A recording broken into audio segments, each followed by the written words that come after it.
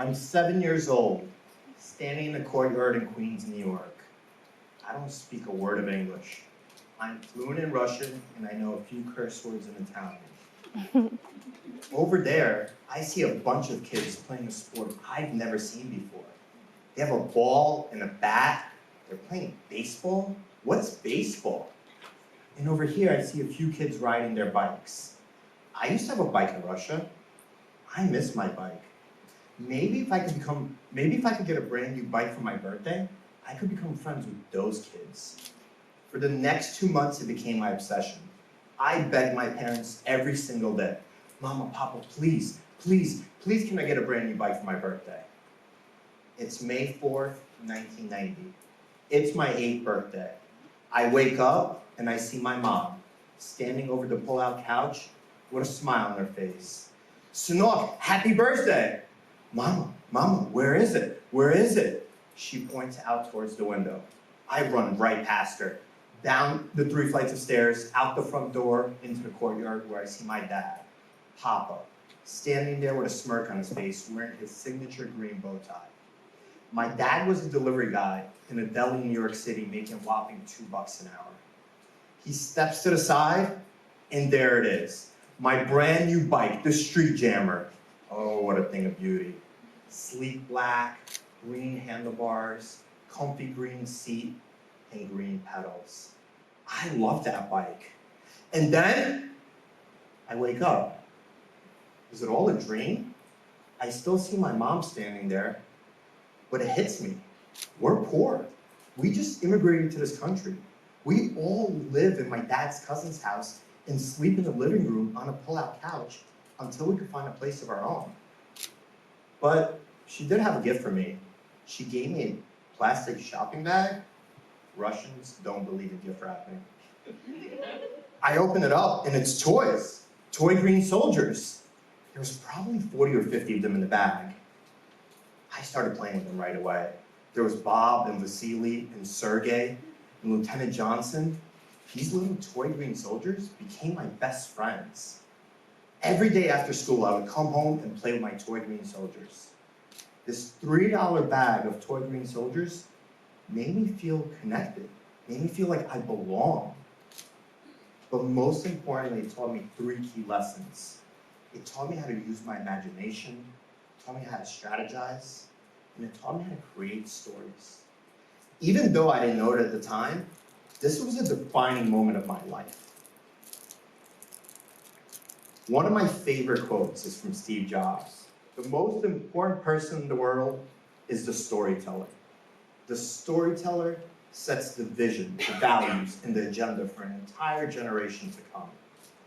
My toy green soldiers inspired me to become a storyteller. It didn't happen overnight. I really struggled to find myself. I'm an immigrant. Hard work is expected.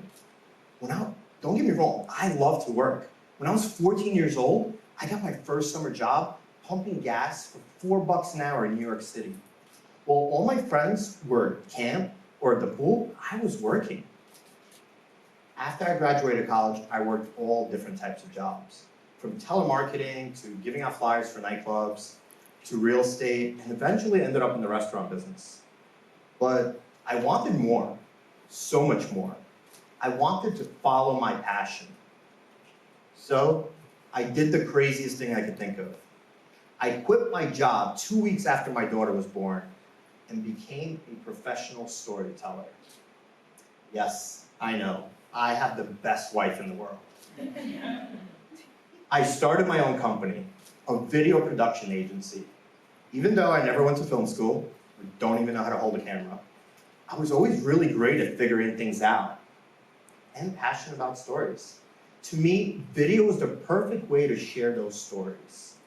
I remember when I sold my first video to my cousin Jan, who was a manager of a restaurant in New York City, for $300.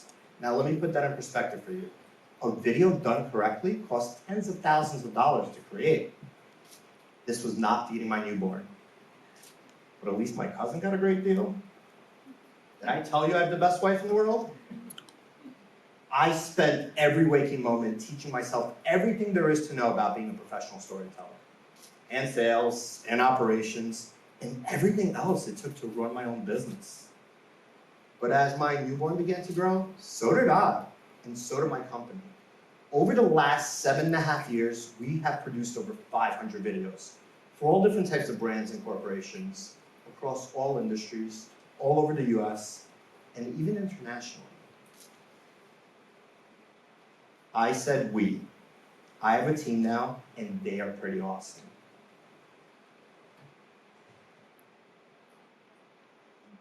We built a company on interviewing people and telling stories.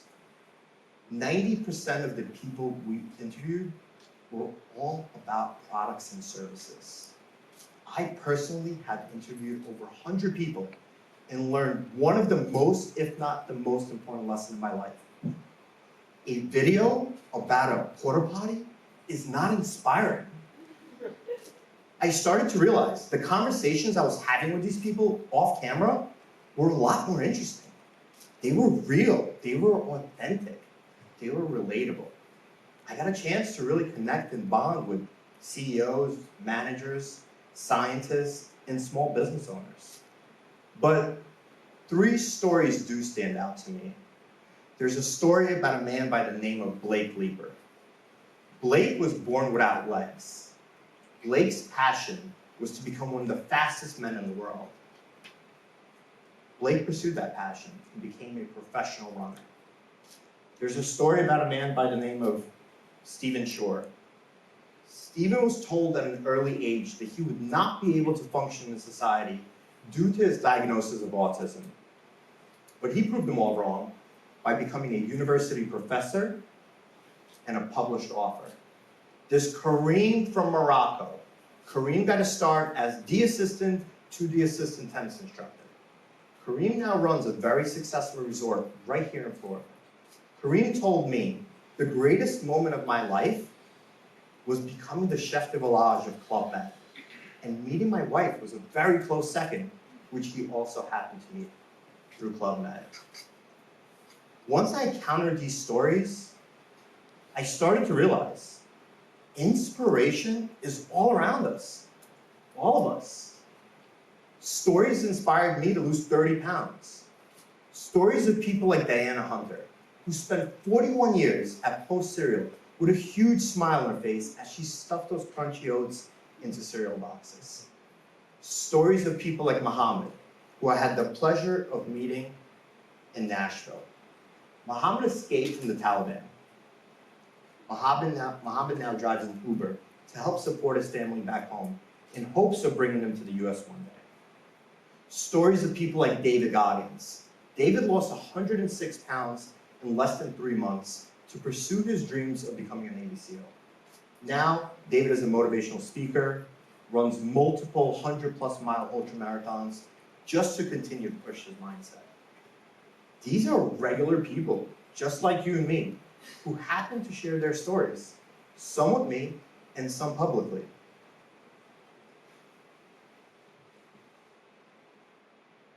Stories are powerful. What if we tapped into that power? What would happen if we became more curious about people's journeys? What if we started to ask more vulnerable questions? Authentic stories about people is the best asset that any company can invest in. Why? Stories help us build relationships and create human connections. Stories is why we're able to connect with our significant others, friends, colleagues, and hopefully my story is helping you connect with me. Authentic stories about people make us proud and help us rally around each other. Today, our social media feeds are full of stories. They're full of stories of our kids, favorite athletes, photos and videos of people that inspire us. We want to share content that we're inspired by. Next time you share a photo or video on your social media channel, are you sharing it about a product? Or would you rather share it about this gentleman? People buy from people. Authentic stories help brands build trust and foster emotional connections. According to Gerald Zaltman, a Harvard Business School professor, 95% of all purchase decisions take place unconsciously. We buy because we feel connected to stories, to people in their stories. Imagine companies started sharing stories about people like you instead of this. You would become more inspired and productive at your job. Your employees would be happy and proud to work for a company that believes in them. The key word here is happy.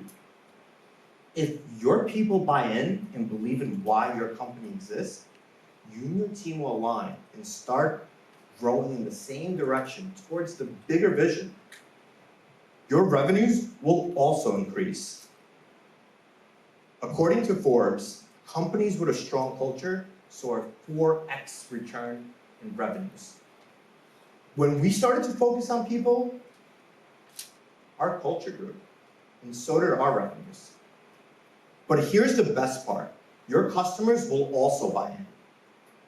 They will connect to your stories and become your brand ambassadors. They will start sharing your stories on their social media channels with family and friends. They will become inspired and a part of your community. So what happens when people are inspired? You get the Sistine Chapel by Michelangelo. Complete unknowns start companies in their garages and literally shape the world as we know it.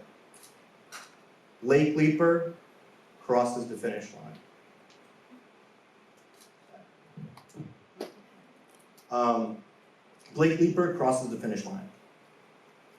I want you to know that these people are everywhere. They're in our homes, at our jobs, a part of our communities. The best way to find these stories is to learn to ask the right questions.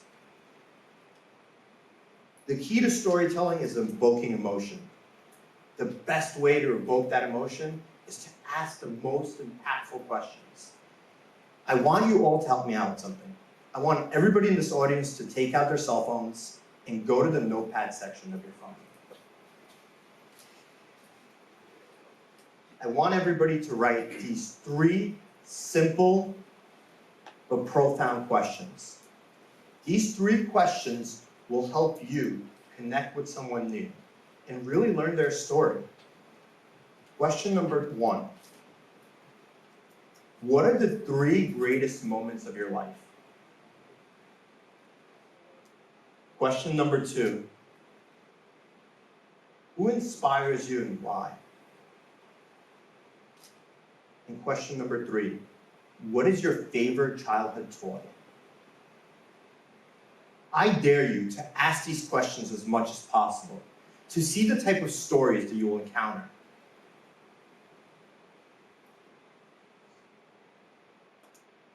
My kids inspire me.